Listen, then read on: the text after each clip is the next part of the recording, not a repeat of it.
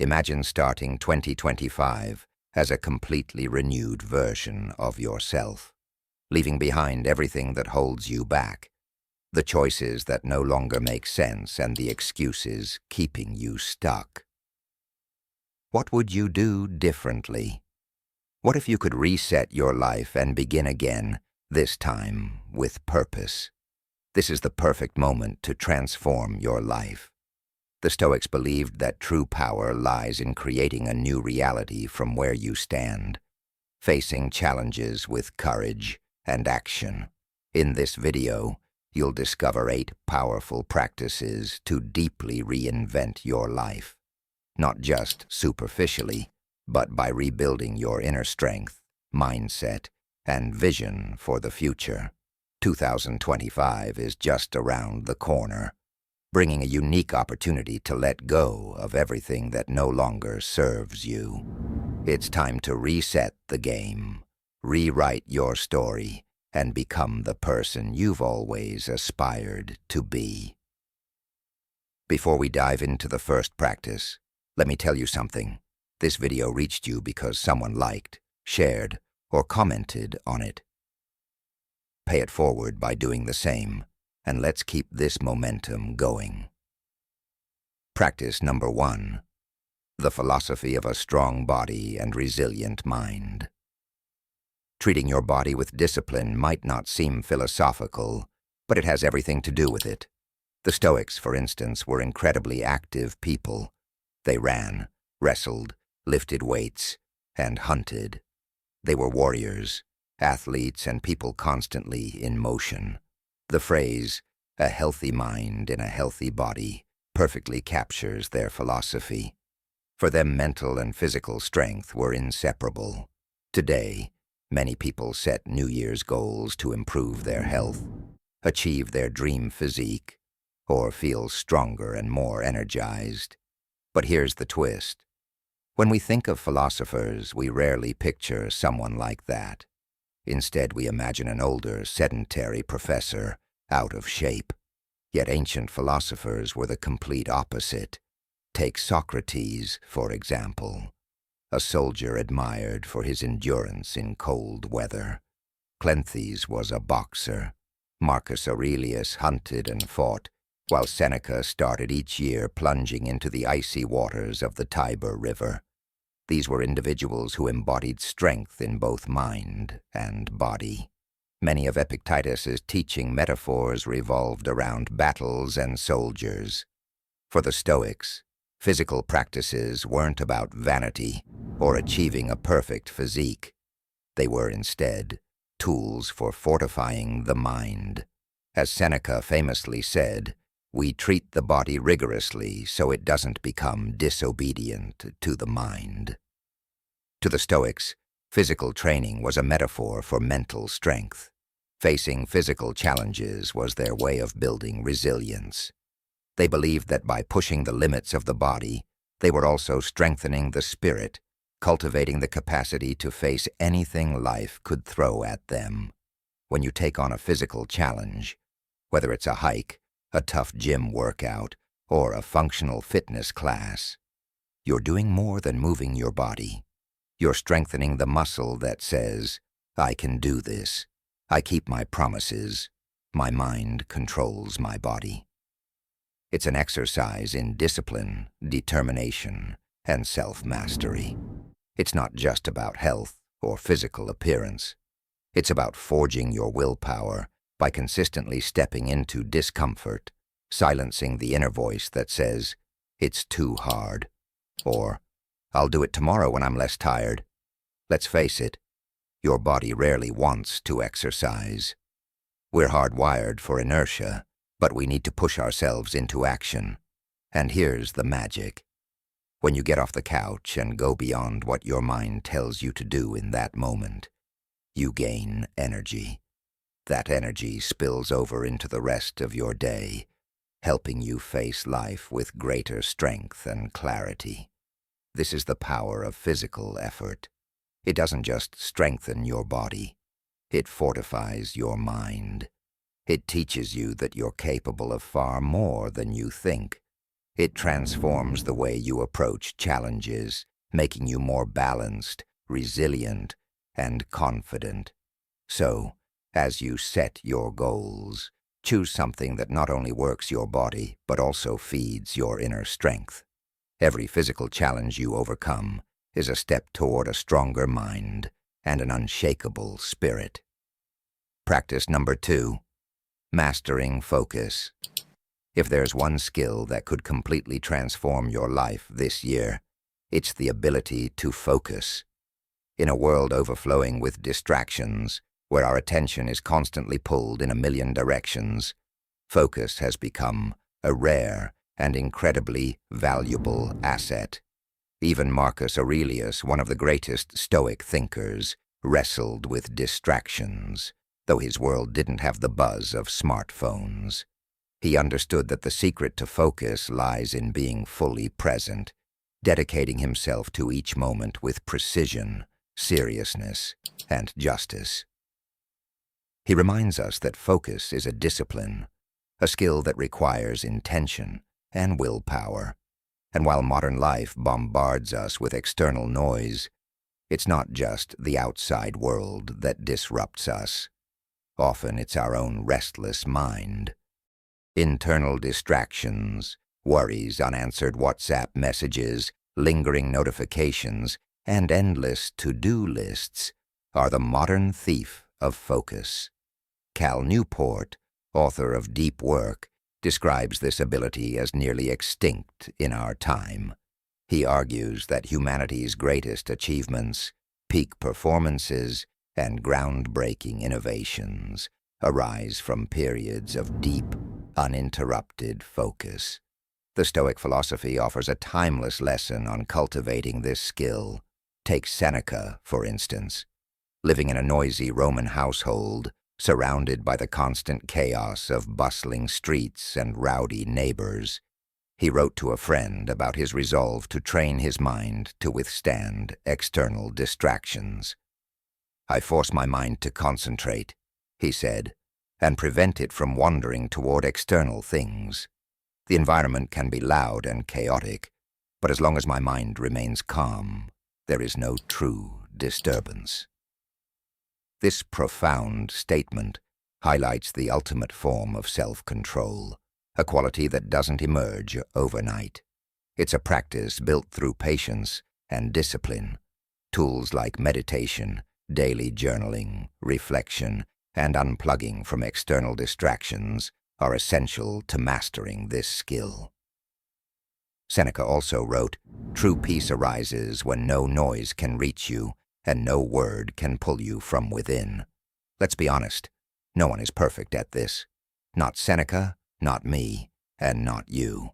But the goal isn't perfection, it's progress. His example teaches us that even in the midst of chaos, we can reach a level of focus where no emotion, noise, or external circumstance can pull us away from the present moment. Marcus Aurelius similarly encourages us to narrow our attention to what truly matters and commit fully to it. If there's one skill worth cultivating this year, it's the ability to focus, to truly be where you are while you're there. This practice has the power to transform how you experience every moment of your life. Here's a challenge. Take the first step in training your focus by liking this video, subscribing to the channel, and leaving a comment with today's date. From now on, commit to practicing focus in everything you do. Practice number 3. Find a mentor. Marcus Aurelius wasn't just a philosopher. He was also a soldier who led the Roman army into battle. In one of the few passages in Meditations where he reflects on his military experience, he writes, "Like a soldier scaling a wall, you have a mission to fulfill. If you're wounded, you'll need a comrade to help you rise." This simple statement carries profound wisdom. Marcus presents the idea with humility, as if to say there's no shame in needing help. It's natural, even expected. Whether it's seeking advice, going to therapy, reading a book to learn, enrolling in a course, hiring a mentor, or simply asking a question, asking for help is a critical part of the process. Ironically, when others come to us for help, we don't judge them. Instead, we feel honored, even grateful, to contribute. Yet when the tables turn and we're the ones in need, we often hesitate, as though asking for help is a sign of weakness. This couldn't be further from the truth. As Charlie Mackesy wrote in The Boy, the Mole, the Fox, and the Horse, asking for help isn't giving up. It's refusing to give up.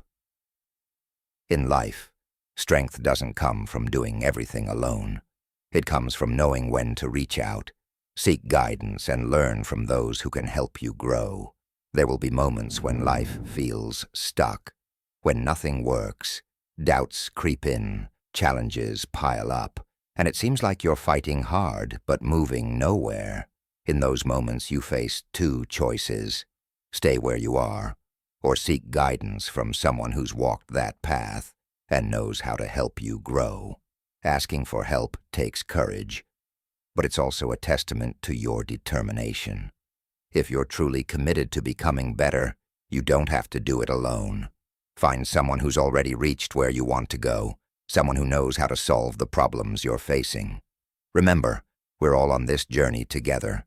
We all share the same emotions, struggles, and pain. It's easy to feel isolated during tough times, believing no one could possibly understand what you're going through. But the truth is, more people than we realize face similar challenges. Recognizing this shared human experience can bring comfort and remind us we're not alone. When we share our experiences or seek support, we uncover a universal truth. Our struggles connect us. This exchange of experiences strengthens us, helping us move forward. Practice number 4. Change your attitude. You need to change your mindset, not your location, because your troubles will follow you wherever you go. Seneca. This quote delivers a profound lesson. We often think our problems stem from external factors, our environment, the people around us, or our circumstances. But the true root of our challenges lies within us, our mindset, and our attitudes. Consider this scenario. Someone moves to a new home, hoping for more peace, order, and happiness. But after unpacking, the chaos remains. Why? Because along with the boxes, they brought the same habits that created the mess in the first place. It's tempting to believe that changing our external circumstances will fix everything. But as Seneca reminds us, the issue isn't the environment, it's the mindset. The sickness follows the sick. If you want real change, swapping environments won't help unless you transform what's within you first. It's like changing the backdrop of a movie without rewriting the script. Escaping might feel like a temporary fix, but it doesn't resolve the internal conflicts. Seneca challenges us further with another impactful thought. If you wish to escape your troubles, you don't need a new place. You need to be a new person. This doesn't mean abandoning your essence. Instead, it's about reshaping your mindset and attitudes. It's an invitation to courageously look inward, confront what needs to be adjusted, and take responsibility for the life you're creating. Blaming your job, family, or external circumstances is easier, but recognizing that the problem might lie within you is liberating. It puts the power back in your hands. If you're part of the problem, you can also be part of the solution. The Stoics teach us that true strength lies in taking responsibility for our lives. That requires action, examining habits, challenging limiting beliefs, and developing the resilience to grow. Growth demands stepping into discomfort and embracing the small, consistent steps needed to create real change. Escaping, on the other hand, often means hiding behind distractions, scrolling social media, overworking, or indulging in temporary escapes that delay the inevitable. Facing yourself. Seneca believed that happiness and inner peace don't come from external circumstances or locations. They come from the courage to confront your fears and grow. Escaping might seem easier at first, but the true journey begins when you choose to transform your inner world. So instead of searching for an external escape, focus on building a resilient mindset, one committed to growth. The Stoics remind us that the real change doesn't come from the world around us, but from how we choose to face it. Remember, the key to a more fulfilling life is always within you. If you're eager to learn more about practical Stoicism, like this video, subscribe to the channel and turn on notifications so you don't miss a thing. Practice number 5. Break free from harmful habits. Show me a man who is not a slave. Seneca. With this reflection, Seneca points to a profound truth. Even those who appear to be in control often carry their own chains. Whether it's the crushing responsibility of wealth or the silent grip of bad habits. Life. Under the chains of invisible masters. For Seneca, true slavery wasn't physical, it was mental. He observed, one man is a slave to lust, another to money, another to ambition. We are all enslaved in some way, by hope or by fear. The path to freedom, he argued, begins by recognizing these invisible chains. Only by breaking free from the slavery of ignorance and the vices that control our minds can we reclaim our lives. Think about the power certain habits have over you. Maybe it's coffee that you feel you can't live without, the cigarettes you need, or the urge to check your phone every few minutes.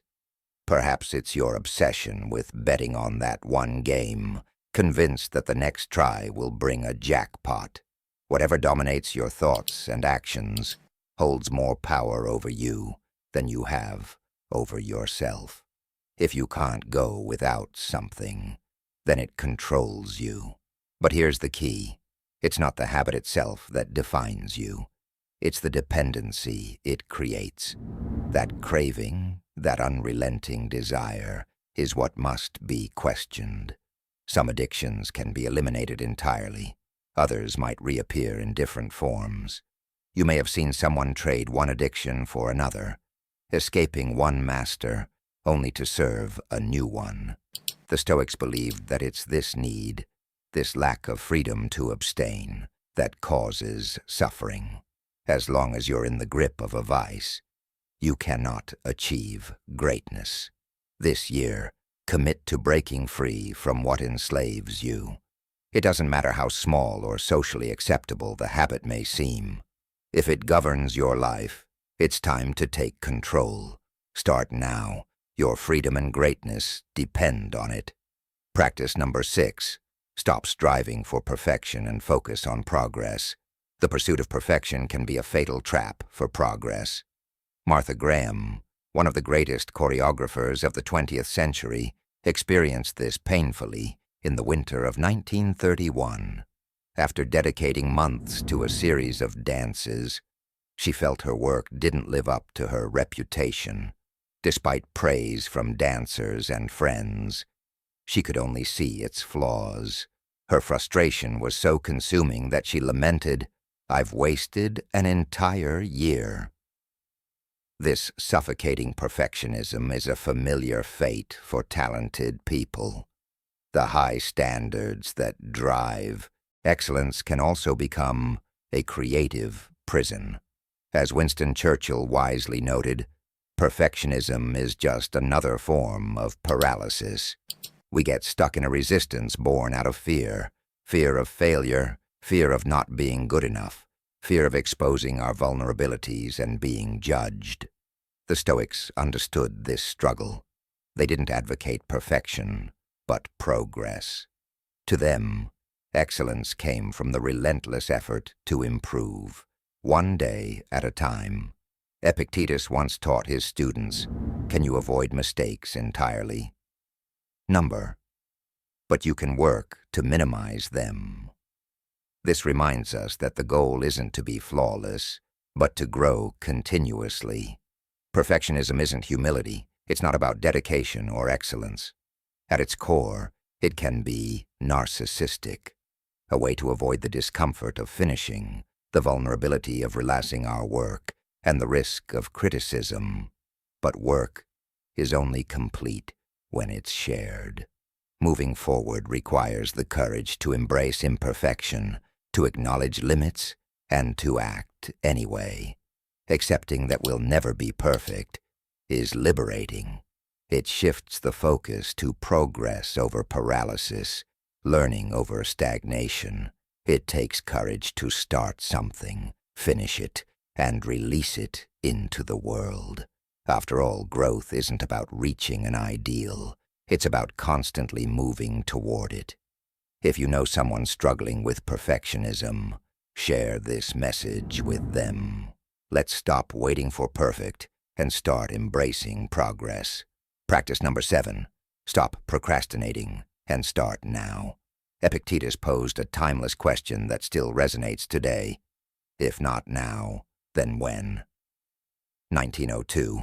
How long will you wait to demand the best from yourself? In his Meditations, Marcus Aurelius offers a profound challenge. We know what's good for us right now, yet we choose to delay. We tell ourselves, I'll do it later, when things calm down.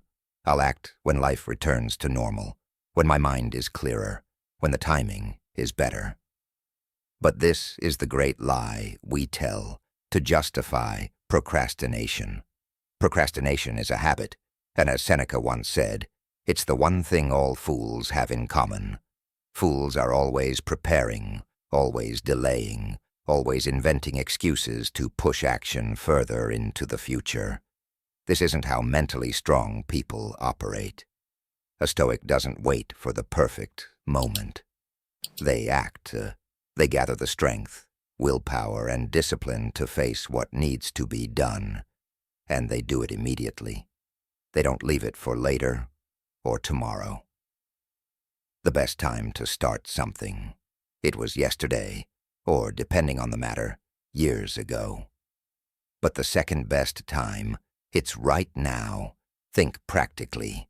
Let's say you've thought about starting a YouTube channel to share your skills. Today, thousands of people have built massive followings teaching simple things: crochet, cooking at home, sewing, fixing things. Many of these creators aren't more intelligent, nor are they necessarily more skilled. But they started years ago, while you were still waiting for the right moment. The truth is, success isn't about perfection. It's about action. Those who start first drink from the cleanest waters. Waiting only guarantees that you fall further behind. Every success in your life stems from past choices. Every procrastinated decision does the opposite. It steals from your future. Procrastination is like saying, I'll invest in my future later, or I'll become my best self tomorrow. But can you really afford that luxury? If you want better results tomorrow, next month, or next year, you need to start planting seeds today. Ask yourself, what actions are you delaying right now that could change your life? Stop saying, I'll do it later. Instead ask, what can I do now? As Seneca warned, fools are always preparing to begin but never actually start. Don't let that be you. Start. Act. Take the first step today. Your future depends on the choices you make in this very moment. Practice number 8. Choose a word to live by in 2025. Seneca famously said, "No wind is favorable to the sailor who doesn't know where they're going." This idea underscores the importance of having clear direction, a purpose that guides your actions. For 2025, I invite you to embrace a simple yet transformative practice. Choose one word to define your year. Just as yoga practitioners set an intention before a session, or meditators focus on a mantra, The Stoics used epithets to describe the virtues they aimed to cultivate. Marcus Aurelius, for example, sought to embody honesty, modesty, directness, and cooperation. For him, these words weren't just ideals. They were guiding principles that aligned his thoughts, decisions, and actions. So, why should you choose a word? Choosing a single word serves as a powerful reminder of your purpose. It simplifies your focus and keeps you aligned with what truly matters. Your word might be resilience, to remind yourself to persevere in the face of challenges. Or perhaps it's discipline, to encourage you to stick to your goals. Maybe it's kindness, as a commitment to treat others and yourself with compassion. Whatever word you choose, let it be your North Star. Use it to anchor your intentions, to guide your decisions, and to measure your progress throughout the year. So, what will your word for 2025 be? Take a moment to reflect, and when you're ready, share it in the comments. Let this be the year you move with clarity, purpose, and determination toward the life you want to create. Choose your guiding word for 2025, your North Star in a chaotic world.